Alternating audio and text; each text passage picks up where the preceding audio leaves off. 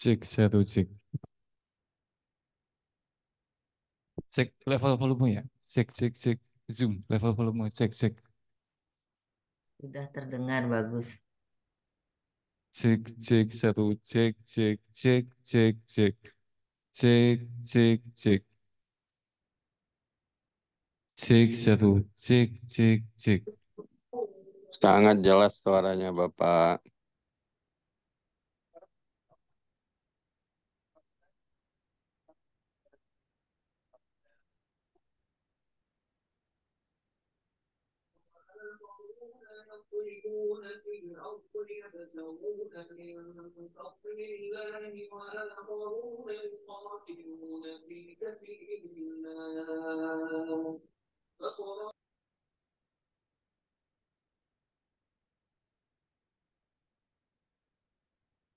Assalamualaikum warahmatullahi wabarakatuh.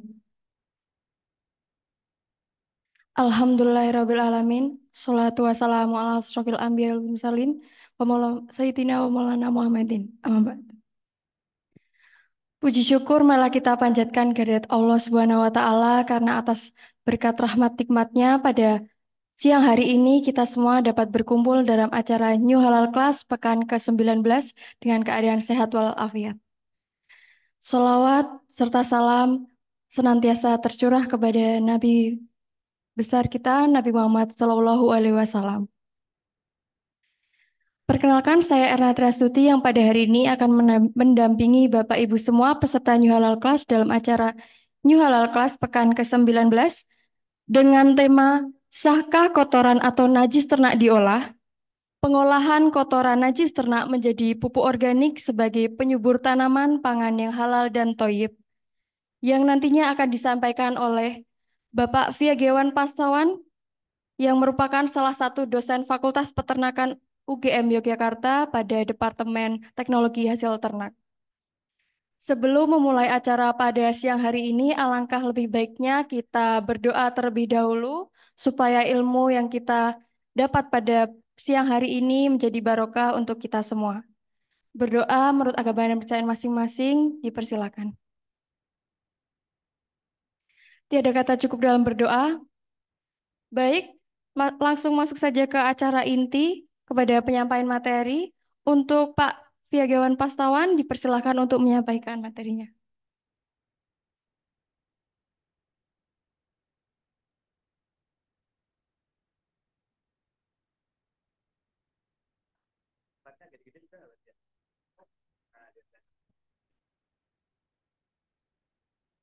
Cek, oke baik. Bismillahirrahmanirrahim. Assalamualaikum warahmatullahi wabarakatuh. Selamat siang, salam sejahtera bagi kita semua. Salam sehat selalu. Eh, untuk yang hadir di auditorium ini sangat banyak, nggih, Bapak. Dan yang di online juga terpantau 91 orang dan mungkin infonya biasanya setiap minggunya itu masih akan terus bertambah gitu sampai di atas 100. Alhamdulillah ini antusias dari berbagai kalangan masyarakat sangat-sangat tertarik dengan halal kelas, nggih, Pak Nanung dan Nardono. Oke, baik, sebelumnya izinkan saya memperkenalkan diri. Nama saya Viagen Pastawan atau bisa dipanggil Viga. Pada kesempatan siang hari ini saya diminta sharing gitu ya, bukan memberikan ilmu tapi sharing lah lebih tepatnya, karena saya di awal eh, materi ini saya juga akan mengklaim bahwasanya saya bukan yang lebih pintar atau lebih hebat, lebih jago, enggak. Di sini kita sama-sama belajar, jadi saya hanya men-sharing materi terkait dengan keilmuan saya di Fakultas Peternakan UGM gitu. Jadi materi yang akan kita diskusikan atau akan saya sharing, kita bahas pada siang hari ini adalah terkait dengan sahkah kotoran atau najis ternak diolah kaitannya sebagai pupuk organik untuk tanaman pangan yang halal dan thoyyib seperti itu. Kalau di lapangan kiranya kotoran ternak diolah menjadi pupuk ini sudah lazim atau sudah umum di masyarakat karena dari zaman dulu sampai sekarang pengolahan limbah ternak khususnya kotoran ternak, feses sapi, kambing, domba diolah menjadi pupuk. Tapi bagaimana kotoran secara umum ini dari sekian banyak ternak itu menjadi sah atau tidak diolah? Nanti kita akan bahas dari segi keilmuan lebih banyak gitu ya, dan nanti akan saya cantumkan juga beberapa mungkin referensi terkait dengan mazhab-mazhab yang ada di lingkungan kita gitu, yang kita anut seperti itu. Oke, mungkin yang pertama ini tadi perkenalan sedikit dan ini agak lebih detail ya. Saya bisa dipanggil Viga. Saya kelahiran Jakarta 2 Oktober 1991. Saya merupakan salah satu dosen di Fakultas Peternakan UGM, Departemen Teknologi Hasil Ternak, Laboratorium Teknologi Kulit, Hasil Ikutan, dan Limbah Peternakan. Nah, makanya jadi hari ini saya akan berbicara terkait dengan kotoran ternak atau hasil dari processing gitu ya, limbahnya. S1 S2 saya menempuh di Universitas Gadjah Mada di Fakultas Peternakan dan S3 saya berkesempatan lanjut di Jepang seperti itu. Ini sekilas tentang biodata saya seperti itu Bapak Ibu sekalian. Oke, Bapak Ibu sekalian, eh, sebelum kita mulai harapannya masih semangat gitu ya tengah hari bolong gini di tengah-tengah puasa. Mungkin ini halal kelas yang pertama di tahun ini untuk yang puasa ya. Minggu lalu kan masih belum puasa gitu. Dan harapannya ini tidak menggugah selera karena kita akan berbicara terkait dengan kotoran ternak seperti itu. Oke. Oke, Bapak Ibu sekalian, kotoran yang dikeluarkan dari pencernaan seekor ternak atau seekor hewan selain dianggap menjijikan atau mustakzar itu juga dikategorikan sebagai salah satu perkara yang najis. Status hukum kotoran hewan adalah najis secara mutlak baik berasal dari hewan yang halal dimakan dagingnya ataupun hewan yang haram dimakan dagingnya. Monggo Bapak. Jadi ini menurut pendapat yang masyhur dalam mazhab Syafi'i gitu ya. Jadi kita ada 4 mazhab, salah satunya mazhab Syafi'i dan yang mana dalam mazhab ini menghukumkan bahwa kotoran itu najis, baik dari ternak yang halal dimakan dagingnya ataupun dari ternak yang tidak halal dimakan dagingnya. Tapi terdapat perbedaan pendapat dari para ulama yang menganut mazhab Syafi'i tersebut, yaitu salah satunya Imam Abu Sa'id al-Ustukhri dan Imam Ar-Rawayani berpandangan bahwa kotoran hewan bukan merupakan barang najis. Pendapat serupa juga dimiliki mazhab Maliki dan Hambali. Dan ini ada referensi yang saya kutip gitu ya. Saya kutip di internet, itu ada sumbernya, bisa dicek nanti. Bahwasanya cabang permasalahan tentang sesuatu yang terpisah dari bagian dalam hewan. Sesuatu yang terpisah dari bagian dalam hewan terbagi menjadi 2. Pertama adalah cairan yang tidak terdapat proses pengumpulan dan perubahan dari organ dalam hewan, hanya sebatas meresap saja. Kemudian yang kedua adalah cairan yang terdapat proses perubahan dan berkumpul di organ dalam hewan, lalu cairan tersebut keluar. Untuk contoh dari cairan jenis yang pertama adalah semisal air liur ternak gitu ya, kambing, sapi itu memiliki air liur, nah itu tidak masalah gitu, air mata, keringat, dan ingus. Maka hukum dari cairan jenis ini tergantung pada jenis ternaknya. Kalau dari jenis ternak yang halal dimakan dagingnya itu nggak masalah. Kalau dari jenis ternak yang kiranya haram seperti babi gitu ya contohnya, nah itu yang menjadi haram seperti itu. Kemudian selanjutnya gitu ya, contoh sesuatu yang keluar dari jenis kedua adalah darah, urin, tinja atau kotoran gitu ya, tinja atau kotoran dan muntahan. Maka seluruhnya dihukumkan najis atau dihukumi najis ketika keluar dari seluruh jenis hewan. Baik itu hewan yang dapat dikonsumsi dagingnya ataupun hewan yang tidak dapat dikonsumsi dagingnya. Dalam mazhab Syafi'i terdapat pendapat bahwa urin dan kotoran ternak ya dari hewan yang dapat dimakan dagingnya dihukumi suci. Pendapat ini merupakan salah satu pandangan Syekh Abi Sa'id al-Ustukhri yang berasal dari azab atau murid dari Imam Syafi'i. Jadi walaupun muridnya ternyata juga ada perbedaan pendapat. Ini saya rasa memang berasal dari kajian-kajian dan keilmuan juga gitu. Jadi tidak semata terkait dengan bahwa kotoran itu najis maka ya menjadi haram, itu ternyata tidak seperti itu Bapak Ibu sekalian. Pendapat ini dipilih oleh Imam Ar-Rawayani dan merupakan pendapat dalam mazhab Maliki dan Ahmad juga. Sedangkan pendapat yang lebih dikenal dalam mazhab Syafi'i adalah kotoran itu najis, baik dari ternak yang halal dimakan dagingnya ataupun ternak yang, apalagi ternak yang tidak halal dagingnya dimakan. Seperti itu. Oke, jadi untuk mazhab Syafi'i secara garis besar ternyata menghukumi najis pada kotoran. Tapi ulama di dalam penganut mazhab Syafi'i pun ada yang berbeda. Dan ini sebenarnya tidak masalah ya, karena nanti saya share juga, saya ceritakan juga, tampilkan kenapa kok menjadi tidak masalah gitu. Oke, salah satu dalil yang dijadikan pijakan oleh para ulama yang berpendapat bahwa kotoran hewan yang halal dimakan bukanlah perkara najis adalah beberapa hadis yang mengindikasikan bahwa kotoran tersebut suci. Seperti dalam hadis berikut, yang mana artinya adalah Rasulullah senang sholat di manapun waktu sholat tiba. Dan Rasulullah pernah melaksanakan sholat di kandang kambing. Nah, ini hadis riwayat Bukhari. Dan berdasarkan hadis tersebut, para ulama yang berpendapat bahwa kotoran hewan yang dagingnya halal dimakan adalah suci. Kenapa? Karena dijelaskan pula berdasarkan hadis riwayat Bukhari tadi bahwa Nabi SAW pernah melaksanakan sholat di kandang kambing. Yang tentunya pasti di kandang kambing ataupun di kandang sapi sekalipun itu ada kotorannya. Nggak mungkin dia bersih seperti rumah kita. Nggak mungkin. Kalau di rumah kita oke lah ada toilet sendiri, kamar sendiri. Tapi kalau di kandang ternak, dalam hal ini, di dalam referensi hadis berikut ini, tertulis di kandang kambing.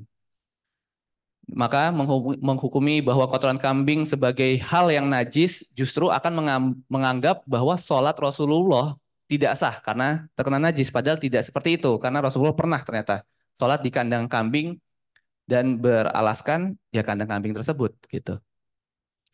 Begitu juga disamakan dengan hewan kambing dan hewan-hewan lainnya yang halal dimakan dagingnya. Nah, ini sumbernya monggo nanti kalau Bapak Ibu ingin mengecek gitu, mungkin saya keliru atau sebagainya bisa sambil dicek untuk ketersediaan dari referensi tersebut gitu ya. Oke, ini yang saya mau juga jelaskan Bapak Ibu sekalian, sehingga limbah ternak yang kita tahu, yang sama-sama kita tahu, mungkin Bapak Ibu yang hadir secara luring ataupun yang secara online itu sebagian besar mungkin ada yang petani atau peternak ya. Nah, limbah yang ada di peternakan atau usaha peternakan kita itu terbagi menjadi dua bentuk secara fisik ya, cair dan padat. Dan limbah ini yang masih terbuang begitu saja di lingkungan tanpa proses pengolahan atau penanganan yang lebih lanjut sampai menjadi suatu produk yang bernilai tambah. Oke. Dan limbah cair padat ini menjadi bahan pencemar ternyata di lingkungan yang mana kalau tidak segera ditangani dari limbah cair maupun padat ini akan muncul limbah lain yaitu limbah gas yang bisa mencemari udara atau menjadi polusi udara. Seperti itu.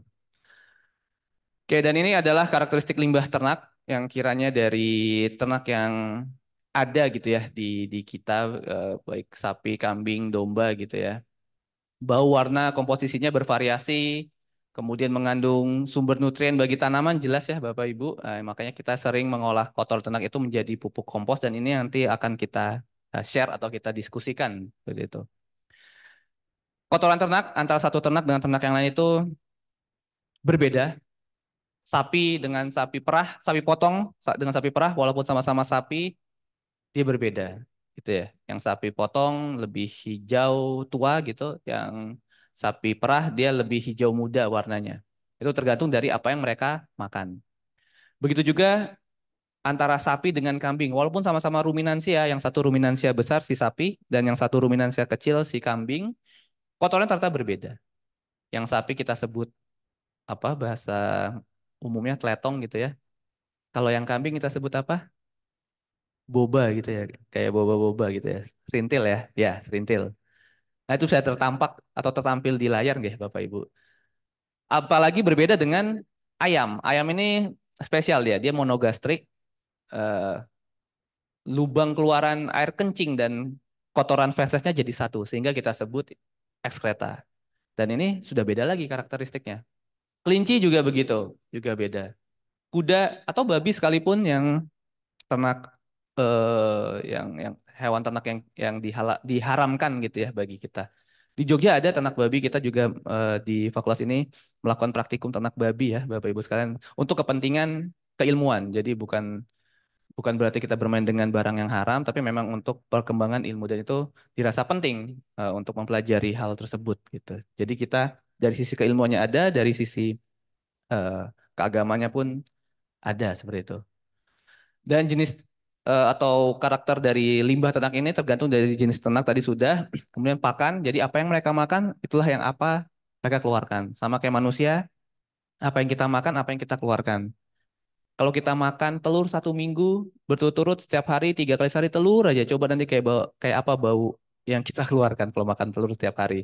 Nah itu mengartikan bahwa apa yang kita makan, apa yang kita keluarkan. Kemudian umur jelas kalau ternak yang masih pedet, cempe itu kotorannya nggak langsung berbau seperti yang dewasa, sama kayak manusia yang bayi juga belum terlalu bau. Kalau yang udah orang tuanya, nah kotorannya akan lebih bau gitu ya. Lingkungan jelas yang di suhu dingin mungkin akan lebih tidak berbau karena kondisi lingkungan yang dingin menghambat perkembangbiakan bakteri ya yang ada di kotoran. Kemudian yang di suhu panas lebih cepat karena suhu lingkungan di kita di Indonesia relatif kelembabannya tinggi dan itu disukai oleh mikroorganisme untuk tumbuh dan berkembang biak. Bahkan mikroorganisme patogen yang menyebabkan penyakit juga akan tumbuh berkembang biak dan bisa secara cepat menyebabkan penyakit kepada kita manusianya. Oke, dan limbah ternak ini menjadi sumber bau, Bapak Ibu sekalian, permasalahan yang sering sekali dan memang masih menjadi momok di lingkup peternakan ya. Bau yang dihasilkan dari kotoran ternak ini berasal dari sisa protein pakan yang tidak tercerna secara utuh atau tidak terserap secara utuh.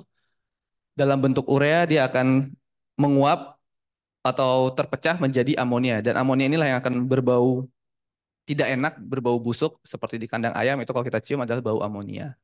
Kalau di kandang sapi yang kita cium dominannya bukan amonia Bapak Ibu sekalian, melainkan bau metan itu. Jadi kalau mencium bau kotoran sapi sebenarnya yang Bapak Ibu cium itu adalah bau metan.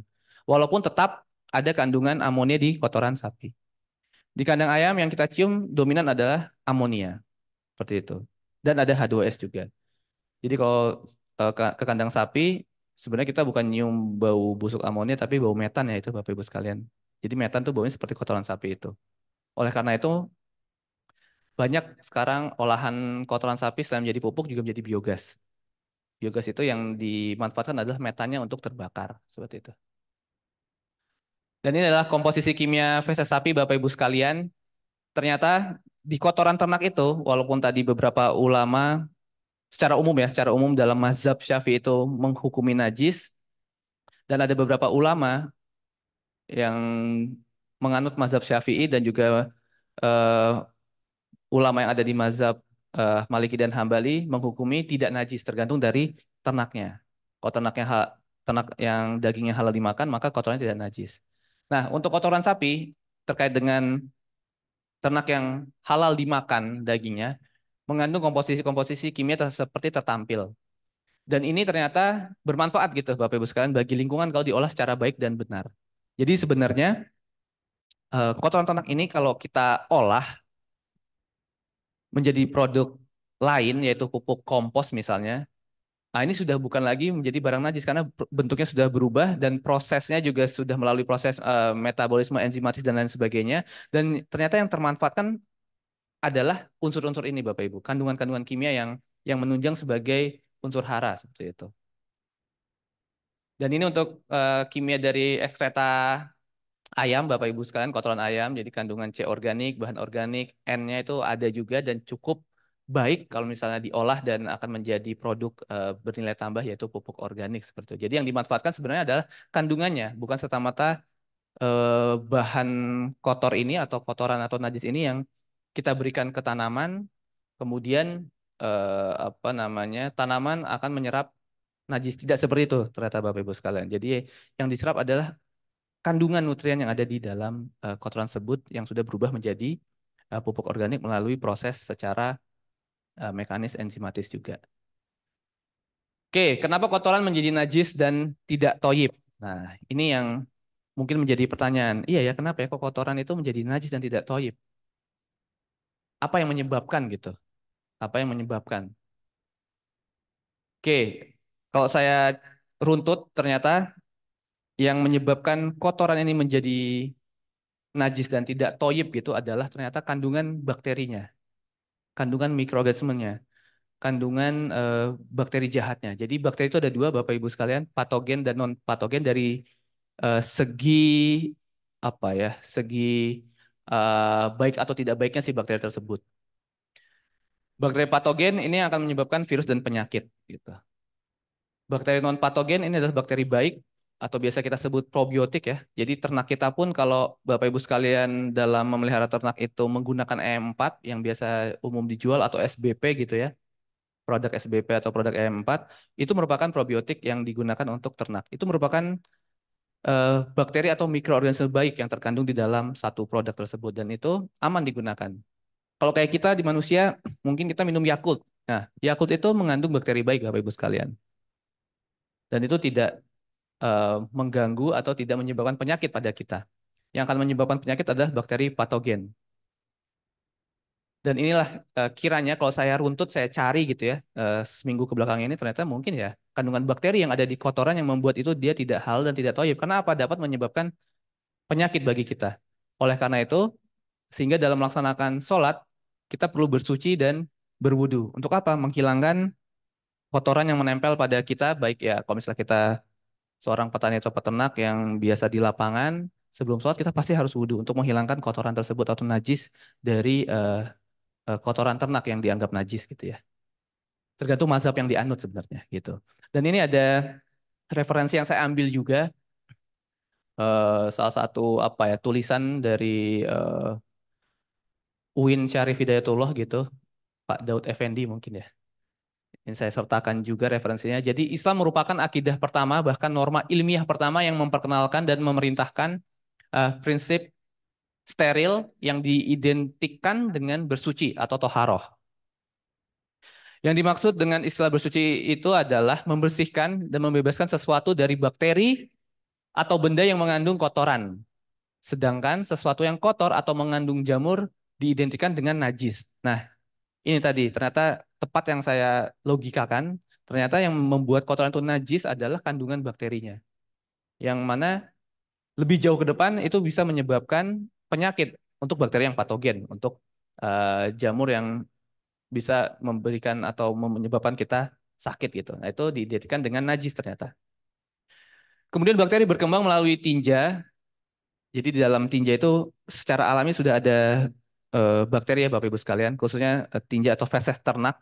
Begitu keluar dari seekor ternak itu udah ada kotoran, udah ada bakterinya Bapak Ibu sekalian, bakteri alami yang terkandung di dalam kotoran yang berasal dari saluran pencernaan si ternak.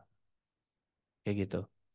Jadi bakteri berkembang melalui kotoran atau tinja dan hidup di dalam tanah, kemudian menular pada manusia yang sehat. Nah, ini kayaknya siklus secara umum gitu ya kita kalau makanya kalau misalnya anak-anak suka dibilang orang-orang tua kita zaman dulu saya waktu kecil suka dibilang kalau main di luar pakai sendal, jangan nyeker gitu ya. Karena mungkin dari tanah itu ada bakteri kita nggak tahu kan, kita ada sumber penyakit gitu.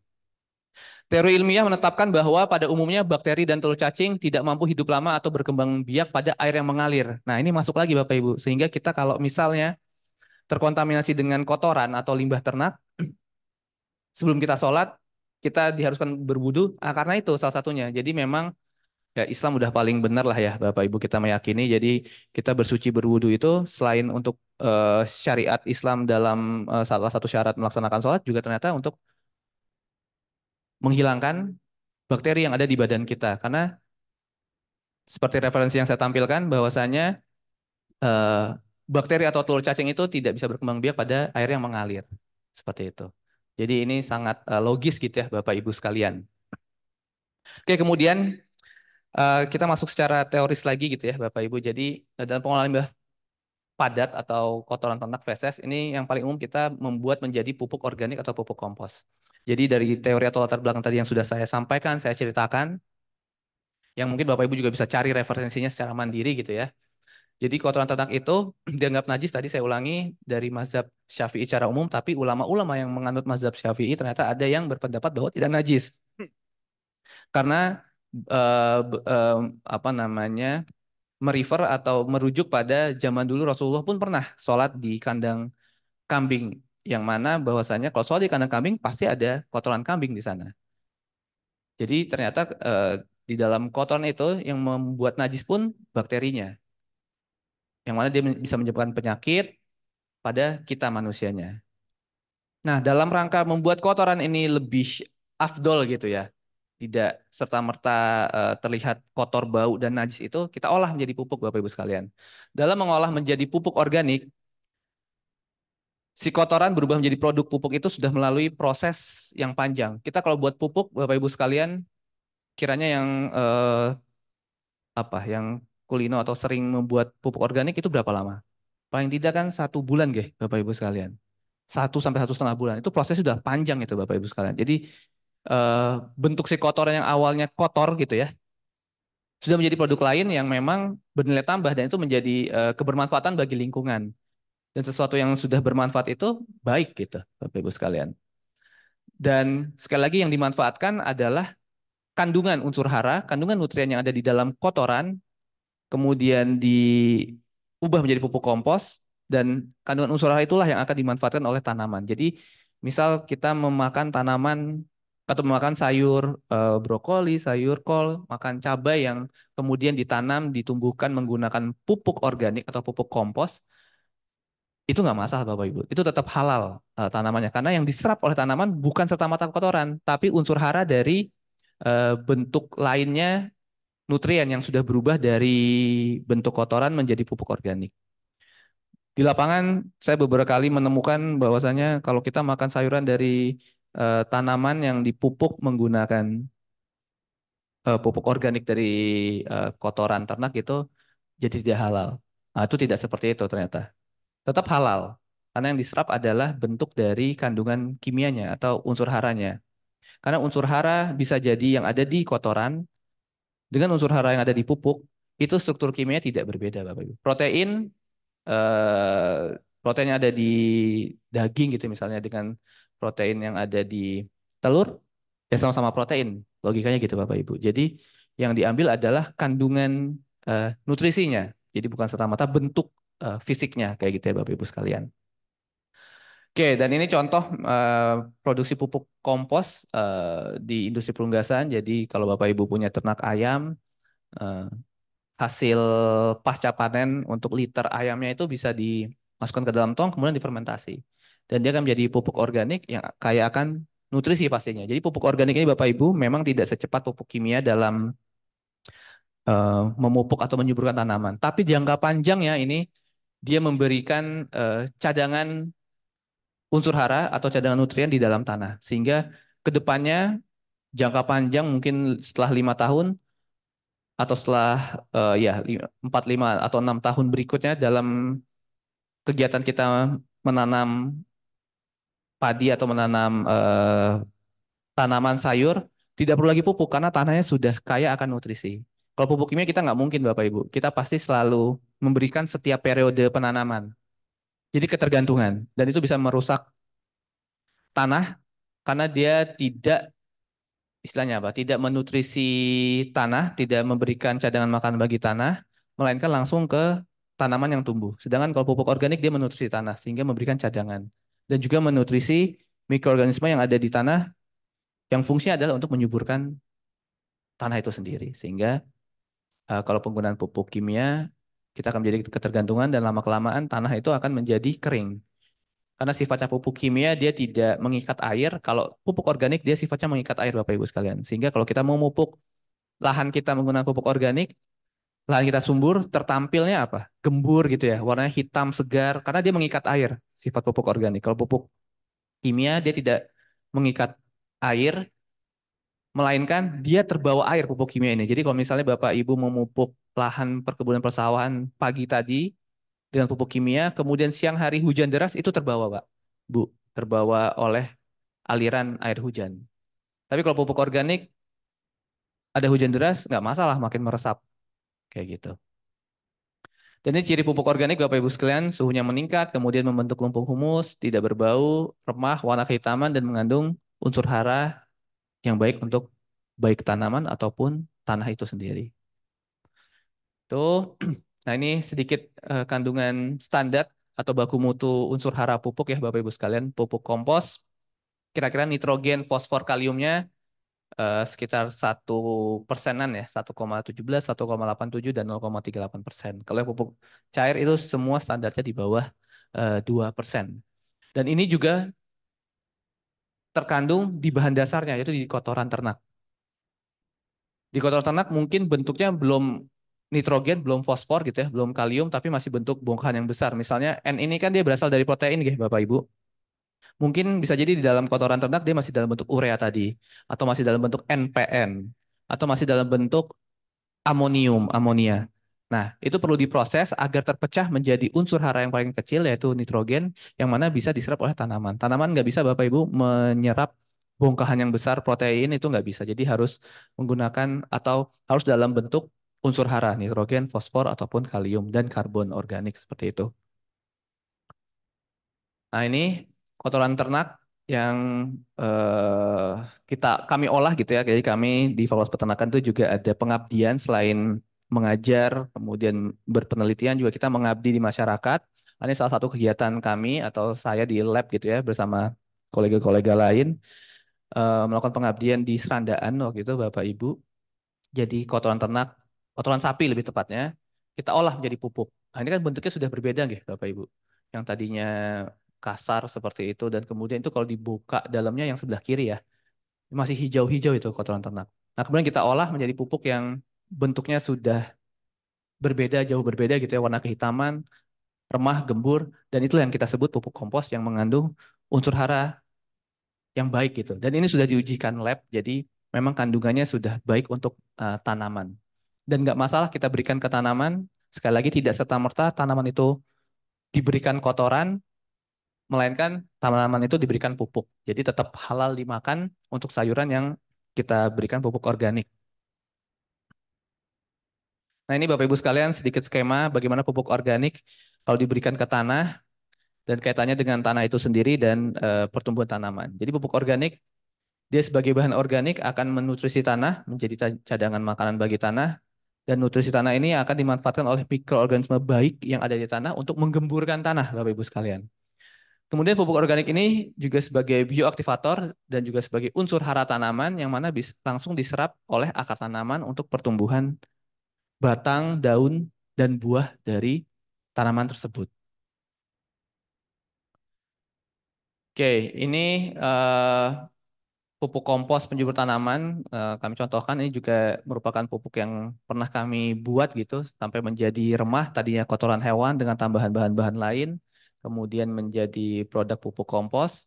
Kemudian kita coba tumbuhkan di polybag gitu ya, Bapak Ibu. Mungkin yang ibu-ibu nih biasanya senang ngepot gitu ya, bikin tanaman di dalam pot dan lain sebagainya. Nah, ini bisa dibuat sebagai media tanam dengan dicampur tanah 1:1. Misalnya polybagnya berat atau kapasitas 5 kilo ya bisa tanahnya 2 kilo, kemudian pupuknya 2 kilo. Jadi nggak mesti 100% pupuk karena tanaman pun ada batasan dalam menyerap unsur hara gitu. Sama kayak kita manusia juga kita kalau dikasih makan terus-terusan kan kenyang. Kalau kenyang itu akan begah perut kita sebah gitu ya. Dan sesuatu yang berlebihan itu nggak baik. Jadi kalau kita memberikan pupuk sebagai media tanam, baiknya apa istilahnya dicampur dengan tanah agar nutrisinya pun tidak mubazir, tidak kelebihan gitu ya. Nah, kemudian Bapak Ibu sekalian, selain limbah padat, limbah cair. Kalau limbah cair dari urin ternak itu paling gampang kita olah ya. Paling gampang kita olah. Caranya kita tampung pastinya urin atau limbah cair ternak, kemudian kita pasangkan aerator agar dia dapat memproses si urin atau limbah cair ternak menjadi produk pupuk organik cair. Aerator itu yang ada di akuarium ya, Bapak Ibu sekalian. Yang biasa ada di akuarium yang blue book itu, nah itu aerator. Caranya tinggal dipasangkan aerator dan selangnya, masukkan ke dalam ember tampungan limbah cair, kemudian dinyalakan selama minimal 3 minggu. Nanti produk limbah cair kita atau urin ternak kita akan berubah menjadi pupuk organik cair yang ditandai dengan perubahan warna yang tadinya mungkin kekuningan gitu ya kalau urin dia akan menjadi hitam dan baunya sudah tidak pesing Bapak Ibu sekalian. Sama seperti tadi saya lupa menyampaikan. Kalau pupuk kompos pun begitu. Awalnya bau kotoran gitu ya, nanti menjadi pupuk organik itu dia baunya sudah seperti tanah, tidak lagi bau kotoran. Nah, yang pupuk cair juga seperti itu, sudah tidak bau pesing lagi dan itu merupakan tanda atau indikator bahwa sudah berubah bentuk dari limbah cair urin menjadi pupuk organik cair. Oke, kaitannya dengan pupuk organik cair atau urin ternak, ini saya juga dapat referensi gitu ya. Saya diskusi dengan Pak Nanung Danardono gitu, unta gitu. Nah, mungkin Bapak Ibu juga sudah pernah membaca kah atau mendengar kah bahwasanya urin unta ini ada khasiatnya gitu. Sebenarnya hukumnya najis atau enggak sih urin unta? Nah, gitu kan Bapak Ibu. Oke, ini gambarnya kalau di Arab sana gitu ya. Orang nampung urin unta gitu, ditampung. Untuk apa sih nanti kita sampaikan gitu, kita bahas, kita diskusikan runtutannya. Nah, ini jadi para ulama berbeda pendapat terkait dengan urin dan kotoran dari binatang yang dagingnya halal. Ini tadi sudah kita bahas ya. Najis atau tidak najis nih si kotoran tersebut. Ternyata beberapa mazhab, saya ulangi lagi, bukan beberapa mazhab. Mazhab Syafi'i secara umum menghukumi najis, tapi ulama yang ada di dalam mazhab Syafi'i berbeda pendapat. Ada yang menghukumkan dia tidak najis gitu. Dari kotoran ternak yang dagingnya halal dimakan. Kalau untuk kotoran dari ternak yang haram, jelas haram ya Bapak Ibu. Apapun itu, air matanya, liurnya semua haram. Anjing itu liurnya haram itu. Babi liurnya haram gitu ya. Nah, pembagian jenis-jenis najis, jadi menurut penampakan secara lahiriah, ada najis yang nampak ainiyah, najis yang tak nampak hukmiyah gitu ya, Bapak Ibu sekalian. Menurut cara mensucikannya, najis ringan, mukhafafah gitu. Ini materi ini ya, materi kalau kita dulu ngaji gitu ya, ikut pengajian atau TPA gitu. Najis sedang, mutawasitoh, kemudian najis berat, mughaladah gitu ya, Bapak Ibu sekalian. Dari Anas bin Malik radhiyallahu anhu, beliau berkata, sebelum masjid dibangun, Nabi SAW sholat di kandang kambing. Ini tadi juga sudah saya sampaikan, hadis riwayat Bukhari. Ulama yang menghukumi tidak najis itu adalah ulama-ulama Malikiyah, ulama-ulama Hanabilah, dan sebagian ulama Syafi'iyah, gitu ya, mazhab Syafi'i tadi, sebagian.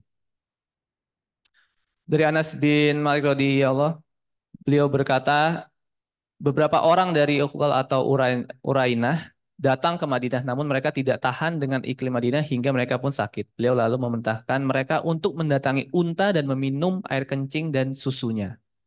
Ya, jadi ada khasiat ya dari air kencing unta. Unta ya Bapak Ibu ya, bukan air kencing kambing domba nih. Itu nggak ada ininya, nggak ada dalilnya. Sapi juga nggak ada dalilnya. Nanti kita cek. Ulama yang menghukumi najis adalah ulama-ulama Hanafiyah dan sebagian ulama Syafi'iyah. Sama ya, mazhab Syafi'i tadi sebagian ya, Bapak Ibu ya.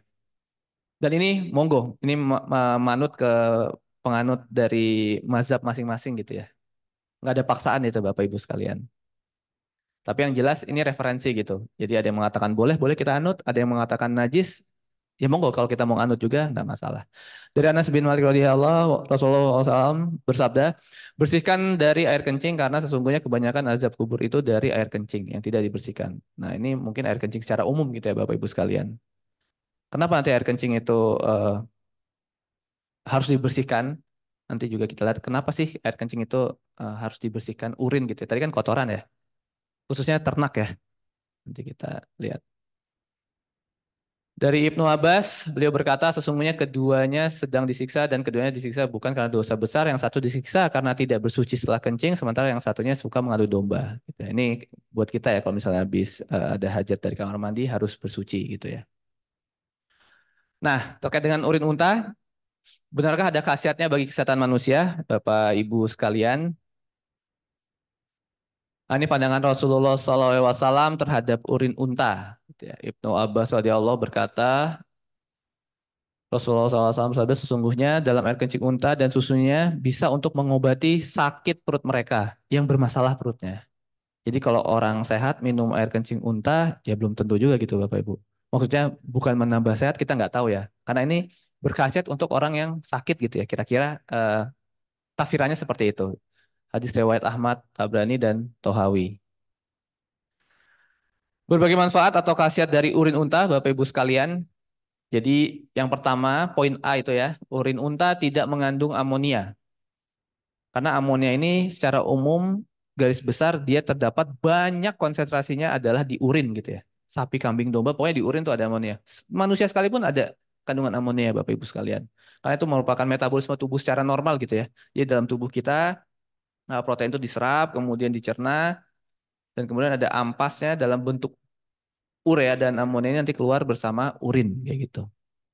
Jadi tapi kalau di urin unta tidak mengandung amonia maupun urea dengan kandungan garam mineral itu 10 kali urin manusia dan pH-nya lebih dari 7 gitu, 7,8. Urin unta memiliki efek anti kanker. Nah, ini berdasarkan referensi jurnal gitu ya Bapak Ibu sekalian. Dan ini orang-orang yang meneliti, orang-orang dari Arab semua ini dari namanya. Jadi banyak sudah penelitian yang berkutat meneliti urin unta. Benar nggak sih eh, hadis riwayat atau sabda Rasul itu ternyata dibuktikan dengan zaman sekarang dengan teknologi penelitian sudah mulai satu persatu kebukaan ya Bapak Ibu sekalian. Sabda Rasul semua tuh sudah di zaman kita sekarang ini sudah banyak yang satu persatu mulai terlihat kebenarannya. Kemudian urin unta memiliki efek antibiotik dan anti jamur. Ini juga berdasarkan jurnal, referensinya ada gitu ya. Jadi bukan berdasarkan omongan belaka, tapi ada referensinya Bapak Ibu sekalian. Urin unta memiliki efek anti alergi dan anti platelet gitu ya, Bapak Ibu sekalian. Nah ini referensi jurnalnya. Kita next saja lanjut. Dan ini dia perbandingan urin unta dan urin sapi, gitu ya. Kandungan amonia di urin unta itu ternyata 0, di urin sapi banyak. Ureanya juga hampir 0 di urin unta, di sapi banyak. Efek anti kanker ada di urin unta, di sapi nggak ada. Penghambat sitokrom, gen yang mengaktifkan sel kanker itu ada di urin unta. Kalau di sapi nggak ada. Efek racun tidak beracun, kalau di sapi beracun karena yang membuat dia beracun adalah kandungan amonia Bapak Ibu sekalian. Dan amonia ini dari mana kok tiba-tiba ada gitu? Karena logikanya kalau urin baru keluar dari ternak, itu kan nggak langsung bau Bapak Ibu sekalian. Dia itu jadi bau karena ada aktivitas bakteri. Nah, balik lagi ke bakteri lagi nih. Jadi bakteri lah yang membuat bahan organik, nutrisi yang ada di urin ini berubah sehingga mengeluarkan amonia, yang mana amonia ini bisa membuat efek beracun. Itu ada di sapi, kambing, domba sama gitu ya. Kadar garam mineral 10 kali lebih tinggi dari sapi, di sapi ya ada gitu ya. Kemudian efek antiplatelet ada di unta, di sapi nggak ada. Efek imun modulator di unta ada, di sapi nggak ada. Sehingga mungkin kalau misal diringkas disimpulkan, jangan minum urin sapi gitu ya. Urin unta boleh diminum karena memang sudah ada hadis lewat dan sabda Rasul bahwa dapat menyembuhkan urin dan susunya. Ternyata bermanfaat. Jadi unta itu ya salah satu binatang atau ternak gitu ya. Ternak yang banyak jasanya dari zaman perang dipakai untuk menunggang gitu ya. Unta itu Bapak Ibu sekalian kalau tahu dia bisa mengangkut, aduh saya lupa berapa puluh 200 kilo apa beban di punggungnya itu unta itu. Dia sangat kuat ya. Nah, itu ya. Ha-ha, betul. Dan ternyata nggak hanya secara fisik dan unta itu juga dari segi apa penyedia daging pun boleh sembelih ya. Boleh sembelih dagingnya. Dimakan tuh nggak apa-apa. Dan dari segi ampas gitu ya, urin gitu ya, susunya ternyata bisa juga dimanfaatkan sebagai pengobatan tadi. Kayak gitu. Jadi apa yang saya sampaikan ini kaitannya adalah dengan keilmuan dan apa yang sering kita lakukan di lapangan, khususnya terkait dengan kotoran ternak atau najis ternak ini, apakah najis atau tidak gitu. Toib nggak buat kita nih, apalagi terlebih kalau kita ubah menjadi pupuk organik tadi, kita berikan ke tanaman, tumbuh tanaman, sayur gitu ya, buah, kemudian kita makan. Apakah serta-merta kita makan kotoran? Kan ternyata tidak seperti itu Bapak Ibu sekalian, karena prosesnya itu sudah berubah gitu ya. Mengalami proses dan mengalami perubahan bentuk dan perubahan kandungan. Jadi yang dimanfaatkan adalah kandungannya, kandungan yang ada di dalam kotoran, nutrisi yang ada di dalam kotoran. Ini sama kayak saya waktu kuliah ada yang nanya, kita kalau makan lele itu gimana, Pak? Haram atau enggak lele? Lele kan tahu sendiri ya, hidupnya di lumpur gitu ya, mungkin makan kotoran. Nah itu juga jawabannya mirip gitu ya. Yang dimanfaatkan lele itu bukan serta-merta kotoran atau najisnya, dia memanfaatkan nutrisi atau nutrien yang ada di kotoran dan termetabolisme menjadi daging. Dan yang kita makan tetap daging ikan gitu. Jadi bukan kotoran yang kita makan. Kayak gitu. Oke, mungkin itu Bapak Ibu sekalian yang bisa saya sharing gitu, saya sampaikan. Nah, mohon maaf apabila salah kata. Monggo kalau ada pertanyaan, saya kembalikan ke Mbak Erna. Assalamualaikum warahmatullahi wabarakatuh.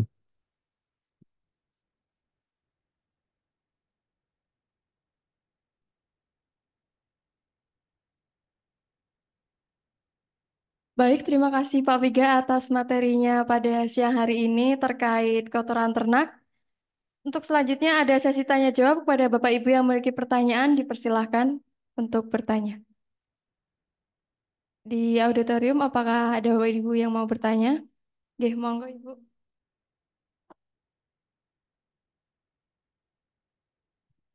Bismillahirrahmanirrahim. Assalamualaikum warahmatullahi wabarakatuh.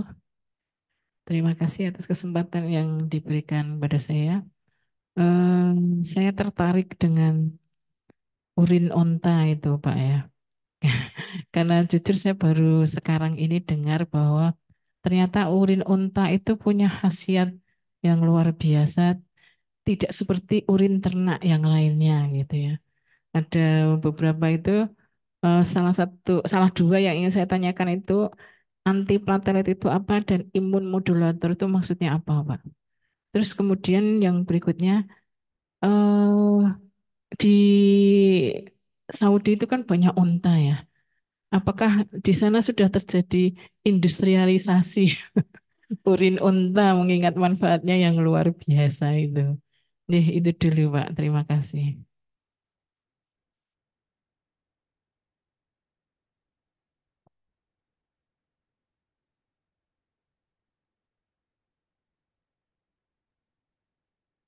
Apa sambil saya jawab ya? Jadi, oke, baik. Mungkin ada beberapa yang baru dengar gitu ya. Kalau saya mungkin udah beberapa waktu lalu mendengar kalau urin onta itu bisa. Tadi Bu siapa? Mohon maaf. Bu Yupi. Ini ya Bu Yupi ya. Oh itu bukan. Oke, oke. Bu Yupi.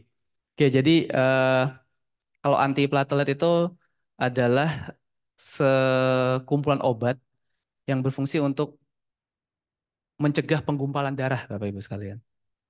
Nah, itu artinya antiplatelet. Jadi kalau misalnya kita apa ya eh, darahnya gampang menggumpal, kita minum itu tercegah untuk menggumpal. Karena kalau menggumpal itu kan menghambat laju masuk dan keluar ke jantung ya. Nah itu bisa jadi koroner kan. Nah itu bahaya untuk kita. Jelas itu. Nah itu antiplatelet maksudnya itu. Kalau imun modulator itu sebagai peningkat imun, sebagai peningkat imun. Jadi mau sehat minum urin unta. Gitu ya Bapak Ibu sekalian.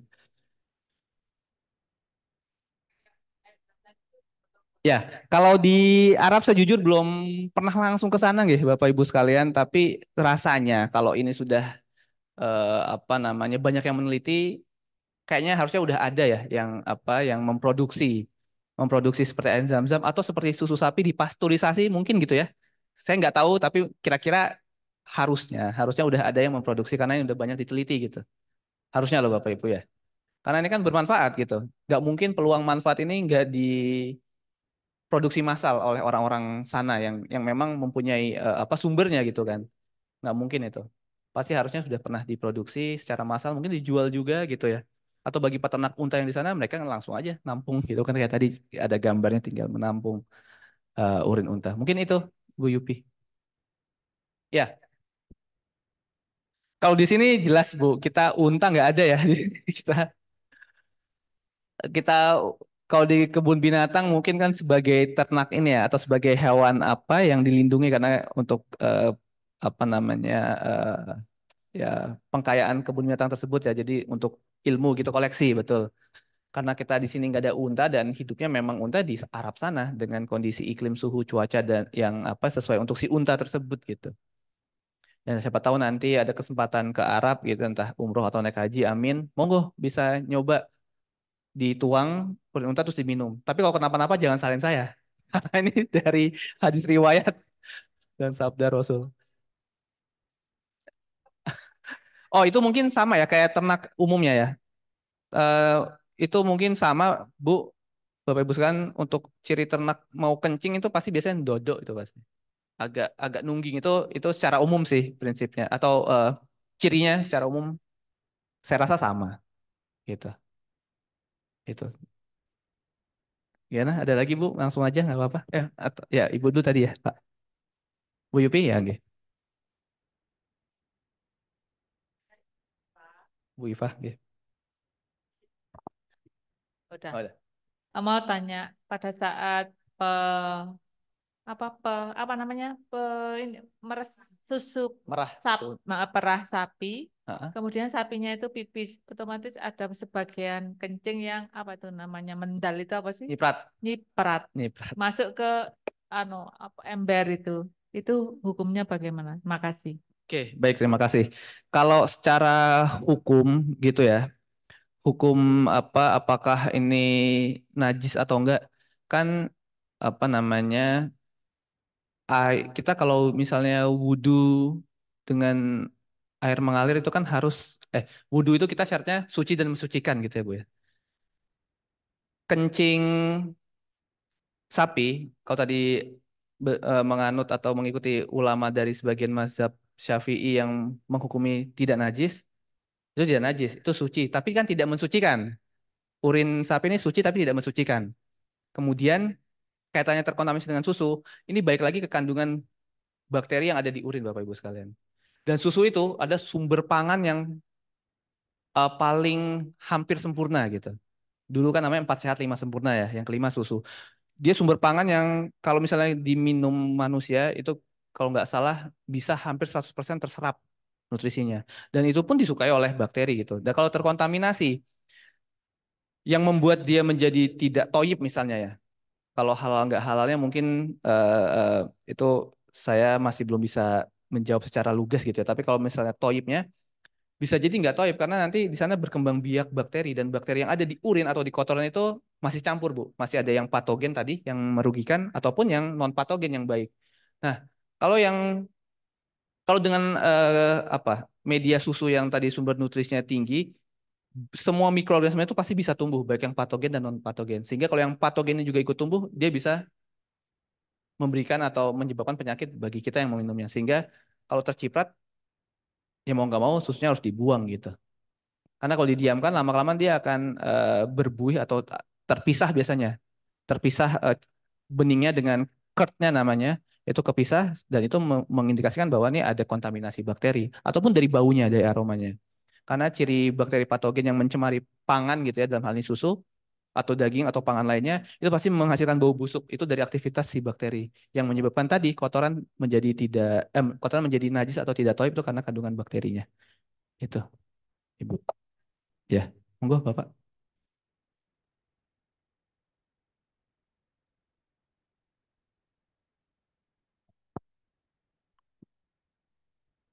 Terima kasih. Assalamualaikum warahmatullahi wabarakatuh. Waalaikumsalam warahmatullahi wabarakatuh. Nah ini mungkin ya, maaf ini mungkin agak-agak sedikit keluar juga. Kita kan tadi lihat di slide-nya ya, ada kotoran sapi yang udah diolah jadi pupuk gitu ya. Iya Pak. Nah ini kan sementara ini kan di apa namanya lingkungan kita, bahkan kita kan dapat edaran dari pemerintah daerah Sleman. Itu kalau yang boleh dibuang, itu kan limbah seperti plastik, kertas itu. Yang enggak itu kan yang enggak boleh dibuang, itu kan seperti apa tadi sayuran, kotoran, Organik. nah itu kan. Ya. Bahkan di polemik kita di kampung kan ada yang melihara hewan, ada yang sehingga menimbulkan keributan kita itu. Ada yang bilang, wah ini najis nanti gimana ini gimana kan di situ. Nah itu kan makanya saya juga tertariknya itu tadi untuk ngolah seperti itu tuh, Ya. itu bakterinya itu gimana supaya kita di apa kampung itu juga bisa kita apa namanya istilahnya menyelesaikan mengatasi solusi apa menyelesaikan masalah itu karena ada yang berumur ini nanti najis ini nih ya Ya. itu kan. Terima kasih. Assalamualaikum warahmatullahi wabarakatuh. Waalaikumsalam warahmatullahi wabarakatuh. Terima kasih Pak Sinton tadi Pak. Ronald. Oh Pak Roni. Oke, terima kasih Pak Roni. Ya. Jadi Bapak Ibu sekalian dalam membuat pupuk organik atau pupuk kompos gitu ya. Kalau misalnya di kandang Bapak Ibu sekalian pelihara sapi nih. Kemudian kotoran setiap hari kan keluar tuh sapi mengeluarkan kotoran, diserok, ditumpuk sampai berbulan-bulan dia mengering. Kemudian juga jadi pupuk itu Bapak Ibu sekalian. Tapi namanya itu pupuk kandang.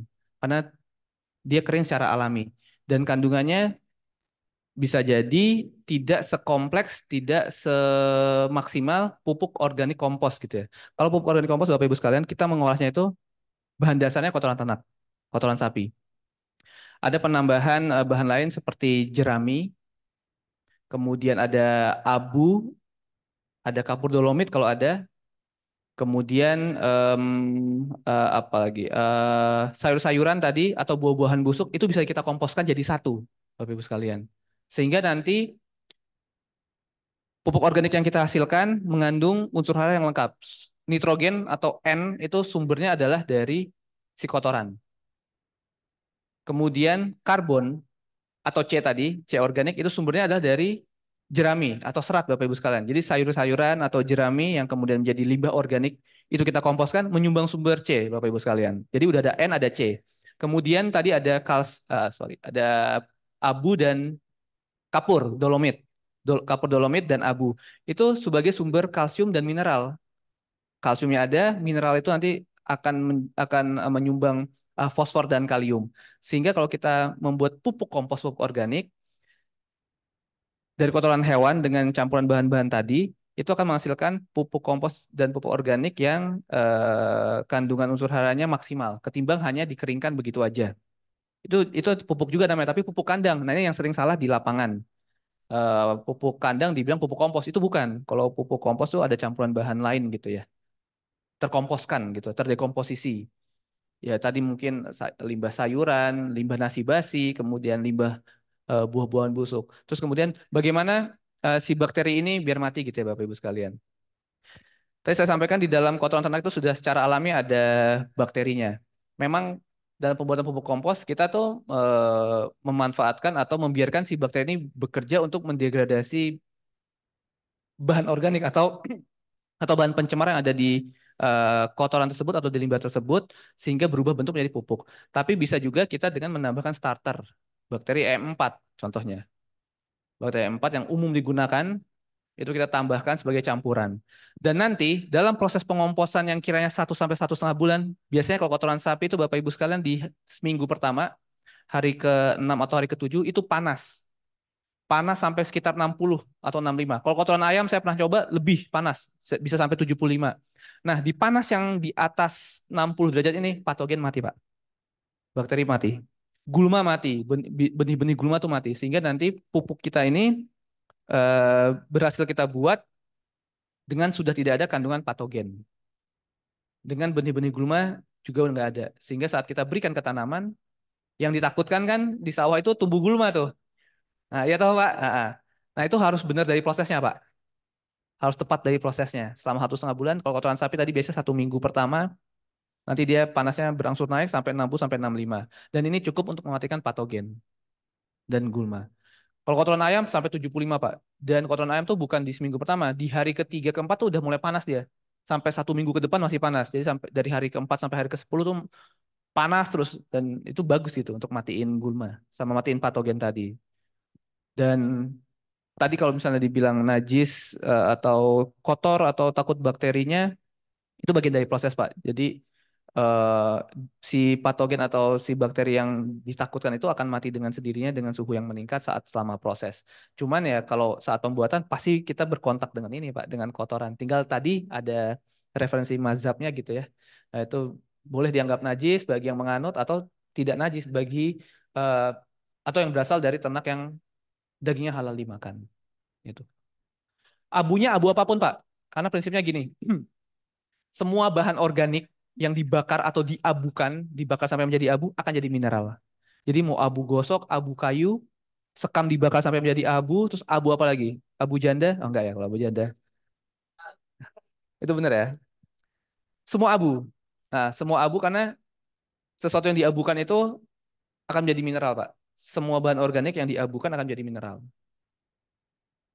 Termasuk. Itu mineral itu.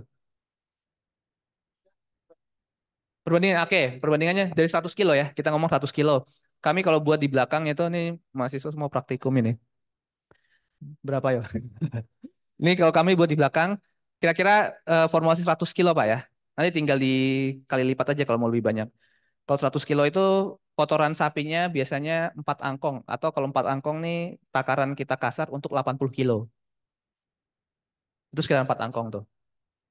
Kemudian jerami, kemudian tadi abu sama kapurnya masing-masing sekitar 5 kiloan.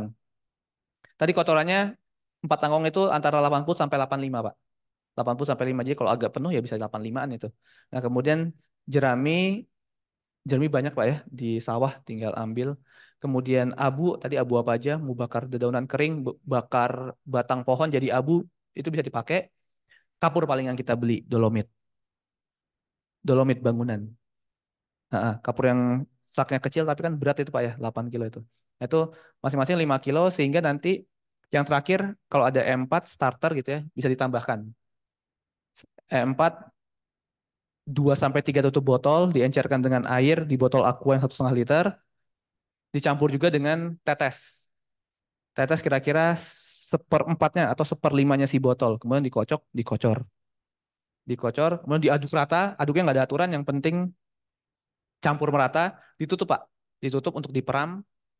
Nanti setiap 1 minggu sekali dibolak-balik selama 35 hari atau 1,5 bulan. Nanti dia berubah tuh dari yang tadinya kasar atau masih bentuk granul-granul jadi remah. Dengan cara kita aduk setiap minggu Pak ya.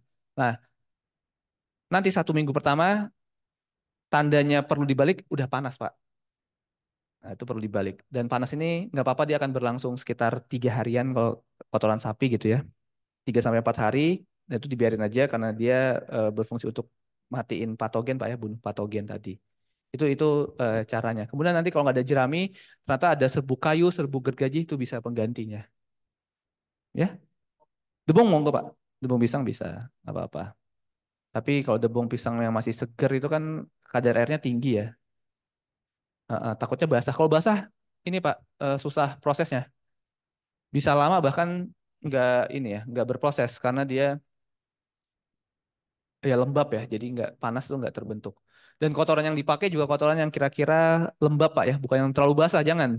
Jadi yang kira-kira dilihat nih kering nih, tapi kalau diinjek dalamnya masih hijau, atau kalau mau dipegang, dipremes di tangan tuh terasa basah. Nah itu yang pas digunakan. Jadi nggak terlalu basah. Alasnya juga jangan lantai. Kalau mau lantai agak miring. Alasnya bagusnya konblok atau tanah sekalian Pak. Biar airnya itu nggak apa namanya, nggak tertampung di bawah, kalau di lantai malah jadi lembab dia. Itu sih Pak caranya. Tadi terkait dengan bakteri ya itu Pak. Eh, dengan proses pengomposan bakteri patogen itu mati. Gitu. Oh bisa Pak, bisa Bu. Kita apa menjual juga. Ini kita lagi mau taruh di Plaza Agro, produksi kompos kita namanya Vapet Fertilizer gitu ya. Fakultas Peternakan Fertilizer. Itu kita jual eh, per karungnya, ada yang kemasan 10 kilo, ada yang 25, ada yang 5 kilo juga ada. Nah, itu lagi kita mau buat kanopi-kanopian untuk tempat tempat produk kita dijual. Kayak gitu. Kalau produksi sudah, Bu. Kalau menjual juga sudah, tapi masih dari ini mulut ke mulut ya, karena belum tertampil di depan gitu. Heeh. Di PPT kita, namanya kita ada Pusat Pengembangan Ternak, itu kita jual semua olahan ternak ya. Susu, susu rasa, susu pasteurisasi. Kemudian telur, kita juga ada telur, telur sejahtera itu, Bapak Ibu. Kemudian apa lagi? Ya pupuk gitu ya, pupuk kompos kita juga jual. Susu, telur, kompos. Di Fakultas Peternakan, Bu, ada di kita yang apa namanya, yang mengakomodirnya Pusat Pengembangan Ternak PPT. Hmm? Ada di kampus, bukan toko sih, kita masih ada di basementnya Hall ASLC yang gedung baru itu, Bu. Di basementnya ada tempat kantor kita. Ya kebetulan saya pengurus di PPT juga gitu. Saya yang megang pupuk. Kalau teman-teman lain ada yang megang susu, ada yang megang telur gitu. Bukan dibongkar Bu, dipindah. Ada di bawah basement. Jadi gedung yang 5 tingkat ini, bukan baratnya masjid. Itu kan ada gedung tuh. Gedung. Nah itu masuk masuk ke gedung itu, tapi yang di basement Bu. Di basement nanti tuh ada telur, ada susu gitu. Itu kita pindah karena ini Bu, kemarin kaitannya kita mau sertifikasi. Kalau sertifikasi halal BP POM itu nggak boleh dekat kandang karena kaitannya dengan HACCP. Jadi kita pindah ke sana sehingga kita juga udah tersertifikasi. Telur, susu udah tersertifikasi. Untuk pangan ya, jual terus Bu. Kan kita, hmm? Kalau by WA-nya kita sampai jam 4 dilayani. Oh, monggo Bu. Borong aja sekalian Bu, nggak apa-apa. Sekalian pupuk juga bisa gitu. Kalau mau diaplikasikan sebagai media tanam, baiknya campur tanah Bu. 1:1 atau mau agak hemat lagi 1:2 juga cukup. Juga bisa gitu. Tapi kalau mau disebar ke tanah, ke tanaman kita yang tumbuh di tanah, nggak usah dicampur, sebar aja Bu. Kalau teorinya kan 1 ton untuk 1 hektar pupuk organik itu. Jadi sedikit aja udah mantep itu. Gitu. Ya, oke, monggo Bu. Nanti saya kasih kontak ini admin kami yang mengelola produk-produk kita. Silahkan nanti bisa dikontak.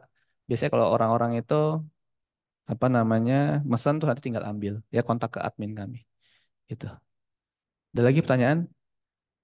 Ya. Oh itu casing, bekas cacing namanya. Kalau itu prinsipnya si cacing ini, Bapak Ibu sekalian, makan limbah, ya baik itu kotoran ternak ataupun limbah sayuran, limbah organik apapun itu yang udah membusuk, kita kasih cacing, si cacingnya tuh makan itu Pak, Bu. Makan si limbah kita ini atau limbah ternak kita. Kemudian si limbah ternak yang dimakan cacing itu terfermentasi di dalam tubuh cacing. Jadi terolah secara enzimatis juga di dalam tubuh cacing. Kemudian si cacing ini istilahnya apa? Empuk gitu ya. Jadi dia mengeluarkan kotoran dia sendiri seberat yang dia makan. Nah, kotoran si cacing ini yang keluar itu yang jadi pupuk. Namanya casting, bekas cacing. Sekarang ada lagi kasgot, bekas maggot. Nah, itu jadi si cacing atau si maggot ini makan limbah kita, diolah secara enzimatis dan fermentasi di dalam tubuh mereka, kemudian mereka istilahnya empuk tadi itu, empuknya mereka yang apa udah bisa kita gunakan sebagai pupuk. Kandungannya nggak akan jauh beda, Pak. Maksudnya untuk unsur haranya akan terpenuhi selama ketersediaan bahan mentahnya itu juga kompleks gitu. Ya, kan mereka ngeluarin apa yang mereka makan, Pak. Kalau kotoran ternak aja ya oke, maksudnya tetap keluar pupuknya, tapi kalau dibandingin dengan yang apa eh, lauk pauknya ada istilahnya gitu ya untuk cacing sama maggot ya pasti kan lebih maksimal lagi yang dihasilkan sama si cacing sama maggot. Itu juga menjadi solusi sekarang itu Pak. Casting bagi maggot sekarang itu udah jadi banyak digunakan manfaatin. Kayaknya ada yang Ada yang ya resen, Pak, monggo kepada atau ya Pak Korwil Provinsi Bangka, dipersilahkan. Assalamualaikum warahmatullahi wabarakatuh. Terima kasih, Ibu. Waalaikumsalam. Izin saya matikan video ya, Bu. Mohon Pak. maaf Ibu, suaranya kecil. Iya, bentar, bentar Ibu. Nyun sewu, bentar. ya. Assalamualaikum. Waalaikumsalam warahmatullahi wabarakatuh. Assalamualaikum. Ya, Pak. Waalaikumsalam. Oh, sudah? Suaranya udah? Sudah masuk Bu. Ya. Bu Izin, Korwil. maaf sebelumnya saya izin matikan videonya. eh mau bertanya, Pak. Kebetulan kami ini dari Provinsi Bangka Belitung. Jadi Ya. saya ini kebetulan juga pendamping desa wisata dan pendamping untuk halal UIN Sunan Kalijaga Jogja untuk Korwil Bubble. Jadi pertanyaan saya Pak, kalau untuk peternakan itu kayak kandang, kandang ayam atau kandang sapi itu ada jarak ideal nggak sih dengan pemukiman penduduk gitu ya. Kedua, kalau untuk ayam, telur ayam, nah itu kan kita kalau kayak yang jual-jual nasi goreng atau produk-produk yang menggunakan telur ayam, terkadang tuh ada yang telurnya yang apa mereka di dalam wadah tapi mungkin telurnya tuh nggak bersih dalam artian tuh karena mereka mikirnya kan ada kulit cangkang telur. Jadi kadang tuh kalau kita lihat kalau yang jual-jual gitu tuh bekas kulit telurnya tuh ya masih ya nggak bersih lah. Nah, itu kehalalannya bagaimana kalau untuk ya mereka sih bilangnya udah dilap, udah dicuci, cuman kadang tuh masih masih ada lah di kulit di cangkang telurnya.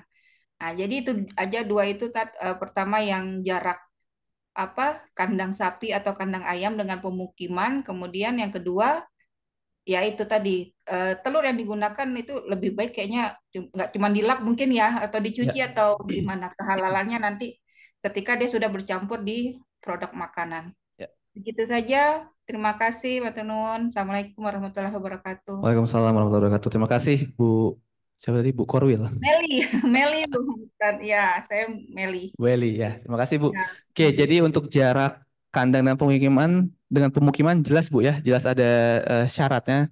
Saya lupa itu seberapa jauh. Intinya sebenarnya eh, pemukiman atau warga itu tidak apa ya, tidak mencium bau aroma dari perkandangan. Jaraknya itu seberapa? Saya mohon maaf kurang hafal gitu ya. Nanti mungkin saya cari juga. Tapi yang jelas ada jaraknya. Jarak itu pasti satu gitu ya. Hmm. Kalau misalnya 200 enggak 200 meter ya 300 atau 200 meter ternyata sudah aman, ya itu udah bisa bisa dilaksanakan gitu pemeliharaan ternak dengan jarak tersebut. Tapi untuk standarnya memang kita ada gitu ya, peraturan pemerintah juga ada. Kemudian selain jarak perlu ini juga Bu, kontur geografis perkandangan baik sapi, kambing, domba, ayam itu harus lebih rendah dari pemukiman warga. Kenapa? Agar kalau hujan turun, air hujan itu mengalir atau bermuara di istilahnya ya perkandangan, bukan kebalik, bukan perkandangan yang mengaliri limbah ke warga. Jadi jarak dan kontur, jadi harus lebih rendah. Sama RPH itu juga kan harus lebih rendah dari lingkungan sekitar, karena kaitannya itu. Kalau hujan takutnya limbah-limbah malah mencemari ke bawah gitu ya, ke lingkungan warga dan mencemari atau membuat bibit penyakit. Kemudian yang telur ya, Bu tadi ya, telur Iya. cangkangnya masih kotor gitu. Selama dia nggak bocor gitu Bu ya, selama dia nggak bocor atau nggak pecah, tidak berlubang sehingga tidak mengkontaminasi bagian dalam telur, untuk bagian dalam telurnya masih aman Bu, masih normal dan masih bisa dikatakan telur-telur layak gitu. Cuman memang secara fisik atau secara visual kalau telur itu kita mau jual ke orang masih ada bercak-bercak kotoran itu kan apa ya dari segi minatnya orang kan males Bu ya gitu ya. Memang kalau baiknya permukaan telur itu dilap sampai bersih gitu, dicuci dan dilap sampai bersih. Tapi kalau ditanya kira-kira bagian dalamnya seperti apa si telurnya itu, selama dia utuh maksudnya nggak pecah Bu ya, utuh nggak pecah nggak berlubang nggak ada zat kontaminasi dari luar yang masuk, itu masih aman, masih halal karena telur merupakan produk yang halal gitu. Itu Baik. Bu. Ya, Ustadz, nambah satu Kemudian lagi, izin boleh oh boleh ini nggak boleh minta nomor. Jadi ada nggak dari fakultas dari UGM gitu untuk misalnya pendampingan pengembangan. Jadi kan konsepnya itu nanti akan jadi desa desa wisata yang berbasis peternakan itu minta nomor admin atau nomor apa yang bisa saya kontak dalam artian kalau misalnya diundang ke sebagai ya pembicara narasumber gitu. Satu lagi itu. Oh, oke. Nanti kalau itu mungkin bisa bersurat gitu Bu ya ke fakultas. Email kita ada di web. Dan nanti biasanya kalau terkait dengan narasumber atau apa itu nanti dicocokkan atau diplot dari fakultas. Kira-kira Bapak Ibu dosen mana nih yang memang berkutat atau keilmuannya di sana gitu. Jadi bisa resmi ke fakultas, nanti dari fakultas akan mendelegasikan gitu. Mendisposisi ke Bapak Ibu dosen yang berkompeten untuk bisa jadi narasumber di bidang yang tertentu gitu terkait. Itu Bu ya. Iya, jadi saya hubungi admin Oke, aja ya. kemudian Oke. ya, Ya, matur nuwun. ya sama-sama Ibu. Kemudian ya di chat room ada ya, langsung tak baca ya. Pak Ahmad, saya Ahmad Bayu Aryawan, fresh graduate S2 Peternakan BPS FPT Unif Halweleo, Kendari Sulawesi Tenggara. Sebelumnya Bayu, terima kasih. Karena Bayu ragu tentang penggunaan feses yang benar dan tepat. Sama ada merupakan ternak halal atau hewan kesayangan yang memiliki fisik hidup bertaring, berkuku tajam, dan memakan daging maupun satwa harapan. Bagaimana menempatkan feses hewan kesayangan satwa harapan ini untuk semakin meminimalkan amonia karena jika digunakan untuk penanaman pangan nabati atau horti akan menyebabkan keharaman total dijustifikasinya. Oke, ya. Jadi kalau tadi sebenarnya kalau halal atau haram ini saya nggak berani terlalu mendetil ya karena ini menjurus ke fikih, tapi kalau secara keilmuan atau tadi yang kita bahas terkait najis gitu ya. Jelas tadi udah kita kupas gitu ya berdasarkan referensi juga. Kotoran dari ternak yang tidak halal dimakan menjadi najis, menjadi tidak halal gitu, menjadi tidak thayyib. Kalau kotoran dari ternak yang dagingnya halal dimakan masih masih aman gitu. Masih ada mazhab atau ulama dari sebagian mazhab Syafi'i tadi membolehkan atau menghukumi itu tidak najis. Kemudian tadi kalau satwa liar gitu ya, kan ada syarat ya, ada atau ada bukan syarat, ada kategori ternak itu atau hewan ini haram atau tidak ya, bertaring, bercakar gitu ya, berkuku, kemudian apa lain sebagainya itu kan merupakan syarat atau kategori hewan dikategorikan sebagai hewan yang haram atau tidak. Jadi kita bisa menganut ke sana, nggih, Mas Bayu. Tapi kalau untuk halal haramnya, nah saya mohon maaf karena itu terlalu bukan terlalu nanti mengarah ke fikih, saya takut tidak sesuai gitu. Nanti mungkin Pak Ustadz Nanung Danardono bisa dikontak juga bisa menyampaikan gitu ya terkait dengan halal haram tersebut. Kalau dari ternak yang haram jelas ya kotorannya itu pasti haram gitu.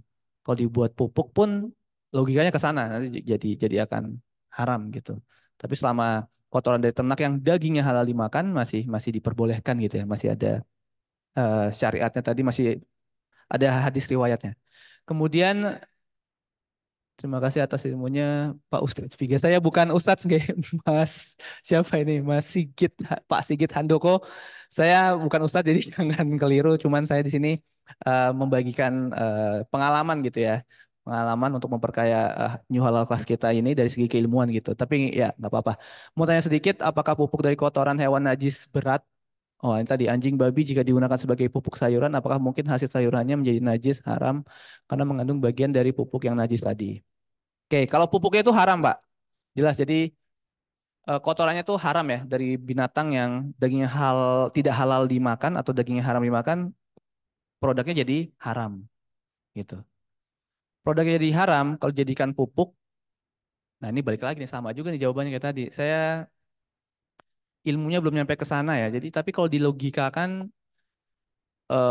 saya sih lebih ambil amannya kalau saya pribadi itu buat saya nggak pakai lah. Saya menghindari karena itu untuk kajian halal haramnya ke arah fikih mungkin lebih dalam itu ya Pak ya. Jadi kotoran, bener sih, kotoran babi, kotoran anjing kita jadikan kompos gitu kan ya. Walaupun tadi sudah berubah. Kalau tadi kan saya sampaikan kita tidak serta-merta memakan sayuran, kita tidak serta-merta memakan kotoran gitu ya dari sayuran yang dipupuk oleh pupuk organik atau pupuk kompos yang berasal dari kotoran sapi, kotoran hewan yang dagingnya halal dimakan. Tapi ini kan pertanyaannya kotoran dari hewan yang haram dimakan dagingnya. Produknya aja sudah halal, sudah haram itu. Nah, kemudian kalau dipupukkan ke tanaman, ini dari segi fikih berarti Pak ya, itu terlalu dalam. Tapi kalau buat saya pribadi, saya menghindari Pak. Jadi mungkin, mohon maaf saya jawabannya masih ngambang ya. Nanti itu mungkin bisa saya sampaikan juga ke yang lebih bisa menjawab kayak Pak Ustadz Nanung Danadono atau Pak Ustadz Prof Yuni gitu ya, Prof Yuni Arwanto. Yang lain udah itu aja. Masih aja Pak Wahono ya. Satu lagi izin bertanya Pak, kalau arang yang berasal dari tulang babi, nah ini sama apa hukumnya haram atau halal? Kalau arang apakah bisa dianggap sudah berubah menjadi mineral? Nah ini, saya dulu juga sedikit cerita. Saya dulu sekolah di Jepang Pak ya, Bu. Kemudian di sana itu saya strict sekali, jadi kayak misalnya ada permen marshmallow dijual di supermarket di sana di Jepang. Atau permen apalah. Di kandungan bahannya itu ada minyak babinya. Nah, itu kan udah terproses ya, udah terproses, sudah terrendering. Kita kalau ngolah lemak itu kan prosesnya rendering. Bentuknya udah berubah tuh Pak, Bu, dari lemak babi yang lemak babi mentah menjadi produk lard misalnya gitu ya. Kemudian jadi pelapis marshmallow. Itu tetap haram karena bahan dasarnya atau bahan awalnya sudah haram. Jadi kalau yang seperti itu sekali lagi saya menghindari dan untuk saya pribadi saya mengkategorikan itu haram aja lah untuk saya pribadi gitu. Jadi untuk amannya saya gitu. Dan untuk produknya si tepung tulangnya itu jelas haram ya karena awalnya adalah bahan yang haram. Cuman tadi kalau misalnya dijadikan pupuk kemudian diserap tanaman, memang benar tadi yang saya sampaikan yang diambil adalah nutrisinya, nutriennya. Cuman itu balik lagi agak susah saya kalau menjawab itu karena ya mohon maaf itu tadi ilmu saya belum sampai ke sana gitu ya untuk kajian fikih. Jadi nanti mungkin buat PR saya juga, makasih ya pertanyaannya Bapak Ibu terkait tadi yang babi, anjing dan lain sebagainya itu. Mohon maaf sekali lagi. Ada lagi? Masih ada lagi nggak? Udah. Karena kalau kulit sepatu, sepatu kulit atau jaket kulit, tas kulit, dompet kulit yang dari babi aja haram itu Bapak Ibu. Kita nggak bisa pakai gitu ya. Jadi produk olahan dari hasil ternak yang haram dimakan dagingnya itu haram. Cuman kalau kaitannya dengan tadi pupuk gitu ya, itu kan udah melewati metabolisme proses ya dari si tanaman tersebut. Nah, itu kita agak susah sih. Saya pribadi agak susah memposisikannya atau menempatkan dia haram atau halal. Mungkin itu Bapak Ibu. Ada lagi? Sudah? Cukup? Pertanyaan terakhir, Pak. Terakhir ya, udah Oke. jam 2:30. Iya, Yang mana ini? untuk ekobrik. Afriani, Mbak Afriani, Ibu Iya. Afriani, mohon maaf. Izin tanya Pak, kalau kotoran ternak dijadikan ekobrik terus digunakan sebagai bahan bakar untuk bakar sate, apakah halal dan kira-kira aromanya nanti masih ada aroma kotoran? Oke, nah ini menarik. Oh, ini saya bisa jawab ini, Bu. Terima kasih. Jadi kalau kotoran ternak dari ternak yang dagingnya halal dimakan ya, Bu Afriani ya. Kalau dijadikan ekobrik itu kan dia sudah berubah, Pak. Sudah berubah, Bu, bentuknya gitu ya. Kadar airnya, kemudian tadi yang membuat dia tidak toyib atau membuat dia najis kan tadi bakterinya ya. Bakterinya pun sudah mati, sudah berubah bentuk, kemudian proses itu ada dalam membuat ekobrik dari bahan mentah kotoran ternak menjadi ekobrik, dan itu nggak masalah. Dan tadi juga ada mazhab Syafi'i dari sebagian ulama mazhab Syafi'i bahwa kotoran ternak dari ternak yang daging halal dimakan itu nggak masalah, nggak najis gitu ya. Kalau dijadikan bahan bakar untuk sate itu nggak masalah. Kita juga eh, ada ini ya, ada teknologi, aduh apa namanya, arang yang bukan arang yang arang dari kotoran sapi itu, aduh kok saya lupa namanya. Briket, briket kotoran sapi itu kita juga ada apa namanya teori di perkuliahan gitu ya Bapak Ibu. Dan saya pernah kunjungan kerja ke Kalimantan di bekas tambang, dan mereka mereka masih lahan bekas tambang itu dengan membuat peternakan, dan kotoran sapi di sana dibuat macam-macam, dibuat pot tanaman, jadi tinggal taruh benih di sana kemudian ditanam bersama pot-potnya di tanah, kemudian buat arang juga dari kotoran sapi, dan itu nggak masalah. Dibuat bakar sate nggak masalah, karena yang terbakar itu bukan serta kotorannya, bukan serta merta kotornya, tapi yang terbakar kalau si ekobrik ini dibakar adalah kandungan metannya Bapak Ibu. Bu Afriani, kandungan metannya. Sama kayak biogas. Biogas dari kotoran sapi, kita produksi di digester biogas di rumah kita atau di perkampungan, punya dom yang besar, kemudian mengalir ke beberapa rumah. Api yang terbakar itu bisa digunakan untuk baik bakar sate, masak mie, masak air, kemudian ya untuk memasak dan lain sebagainya lah. Seperti itu. Kemudian dari aroma, kalau yang kotoran atau briket tadi, arang ya bahan bakar untuk sate ya, arang ya, arang dari kotoran sapi eh, bisa jadi masih ada aroma atau bisa jadi sudah nggak ada aroma. Ini tergantung dari kira-kira kekeringan si bahan gitu. Karena yang membuat aroma itu nggak enak adalah paling tidak dua senyawa, amonia dan H2S. Gitu ya Bapak Ibu, amonia dan H2S. Dan amonia dan H2S ini dia sifatnya gas. Jadi kalau misalnya si arang dari kotoran sapi kita bentuknya kering, logikanya amonia dan H2S itu udah nggak ada gitu ya. Jadi harusnya minimal dalam bau. Itu untuk arang. Tapi kalau biogas, nah, dalam proses pembuatan biogas itu akan tercipta gas metan yang nanti terbakar. Kemudian juga ada H2S, ada amonia. Sebelum dialirkan ke kompor, baiknya standarnya itu ada namanya gas holder penampung. Yang mana di dalam gas holder tersebut ada bahan batu zeolit, kemudian ada arang gitu ya, arang dari kayu gitu, untuk purifikasi gas metan. Maksudnya purifikasi adalah pemurnian. Yang dimaksud pemurnian dalam hal ini adalah mengikat gas selain gas metan. Jadi H2S amonianya itu terikat, kemudian nanti yang keluar ke kompor itu hanya gas metan, sehingga saat dibakar sudah nggak ada bau, sudah nggak ada bau busuknya atau sudah nggak ada bau kotoran. Nah, itu perlu pakai gas holder. Tapi biasanya di lapangan itu banyak aplikasi biogas itu tanpa gas holder, sehingga saat keluar dari kompor tetap terbakar. Dan yang terbakar ini gas metannya. H2S sama amonia yang nggak terbakar, dia ikut keluar dan menambah aroma aja. Nah itu yang sering banyak keluhan kali ya di masyarakat itu atau di para petani peternak yang mengaplikasikan teknologi biogas, kok masih bau katanya udah terproses, udah bisa jadi energi baru terbarukan, gas metan. Ya itu karena nggak pakai gas holder. Tapi tadi kaitannya untuk Bu Afriani, apakah aromanya nanti masih ada aroma kotoran atau enggak? Harusnya udah nggak ada Bu, karena kalau udah kering dia udah menguap amonia atau bahkan bukan menguap sudah berubah bentuk gitu ya. Udah berubah bentuk bukan amonia lagi mungkin nitrat dan H2S-nya juga sudah hilang, sudah pecah. Sisa yang kandungan metan yang bisa bisa terbakar gitu ya. Mungkin itu. Oke, baik Bapak Ibu, terima kasih gitu antusiasmenya di Zoom itu ada berapa itu? 190, hampir 200, terus di audit nih juga nggak kalah banyak itu ada 200 dikurang 190 gitu. Oke, jadi kira-kira ada 10 orang. Terima kasih sekali lagi Bapak Ibu sekalian atas antusiasmenya. Mohon maaf apabila ada salah-salah kata. Saya akhiri. Wabillahi taufik wal hidayah. Wassalamualaikum warahmatullahi wabarakatuh. Saya kembalikan kembali ke Mbak Erna. Terima kasih. Waalaikumsalam warahmatullahi wabarakatuh. Baik, terima kasih Pak Viga atas materi yang luar biasa pada siang hari ini. Semoga ilmu yang kita dapatkan siang hari ini bermanfaat untuk kita semua, Bapak Ibu. Sekian untuk materi siang hari ini. Marilah kita tutup acara New Halal Class siang hari ini dengan membaca hamdalah bersama-sama. Alhamdulillahirabbil alamin. Dari kami panitia cukup sekian. Ada kurang lebihnya mohon maaf. Wabillahi taufiq wal hidayah. Wassalamualaikum warahmatullahi wabarakatuh.